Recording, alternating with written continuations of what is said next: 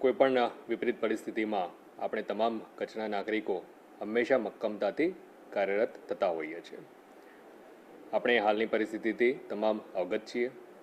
કોઈપણ નાગરિકે આ પરિસ્થિતિમાં ગભરાવાની જરૂરિયાત નથી, પરંતુ આપણે સૌએ સતર્કતા દાખવવાની ચોક્કસપણે જરૂરિયાત છે. આ પ્રકારની પરિસ્થિતિઓમાં એક નાગરિક તરીકે પણ આપણે નાગરિક ધર્મ બજાવવા માટે સુસજ્જ બનીએ એ અપેક્ષિત છે. કોઈપણ પ્રકારની અફવા ઉપર આપણે ધ્યાન ના આપીએ. કોઈપણ પ્રકારના એવા વિવાદિત પોસ્ટ હોય, અસંગત બાબતો હોય, એને સોશિયલ મીડિયાના કોઈપણ પ્લેટફોર્મના માધ્યમથી આપણે એને ન ફેલાવીએ. હાલમાં આપણને ખ્યાલ છે, ડ્રોન ઉડાડવું, ફટાકડા ફોડવા, આ પ્રકારની જે પ્રવૃત્તિઓ છે કે જે લોકોમાં ભય ઉપસ્થિત કરી શકે છે, એવી કોઈપણ આપણે બાબતોથી દૂર રહીએ એ પણ અપેક્ષિત છે. આપણે વહીવટીતંત્ર તરફથી બ્લેકઆઉટની અથવા તો કોઈપણ સૂચનાઓ આપવામાં આવતી હોય એને ખૂબ ગંભીરતાથી આપણે લઈ અને એનું ચુસ્તતાપૂર્ણ આપણે પાલન કરીએ એ પણ નાગરિકો પાસેથી અને આપણા સૌના પાસેથી એ અપેક્ષિત છે. ત્યારે આપણે સૌ એનું પાલન કરવા કટિબદ્ધ બનીએ.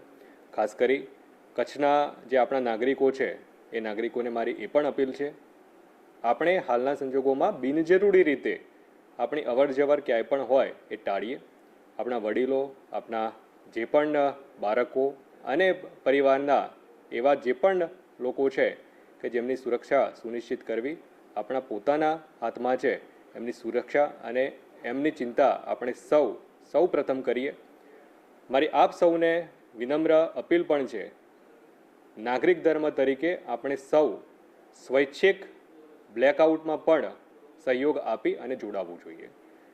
કોઈપણ પરિસ્થિતિમાં તંત્ર તરફથી ચોક્કસપણે આ પ્રકારની માહિતી આપવામાં આવતી હોય છે, પરંતુ સમયની મર્યાદાઓ વગેરેને ધ્યાને લેતા કોઈપણ વિપરીત પરિસ્થિતિ ઉપસ્થિત થાય એના કરતાં આપણે સૌ સ્વૈચ્છિક રીતે બ્લેકઆઉટમાં જોડાઈએ અને બિનજરૂરી રીતે આપણી કોઈપણ એવી જે લાઇટ છે એ લાઇટ બહાર જળતી ન રહે એ આપણે નાગરિક તરીકે આપણું પોતાનું પણ, આપણા પરિવારનું, આપણા ઘરનું, આપણા શેરીનું, આપણી ગામનું, આપણા વોર્ડની અને સંપૂર્ણ રીતે એઝ એ સમાજ તરીકે એકમેકના સહયોગથી આપણે આ પ્રકારની તમામ પરિસ્થિતિઓમાં જે પણ સૂચનાઓ આપણને અપેક્ષિત છે, એક નાગરિક તરીકે આપણી જવાબદારી જે અપેક્ષિત છે એ આપણે સૌ સાથે મળી અને નિભાવીએ.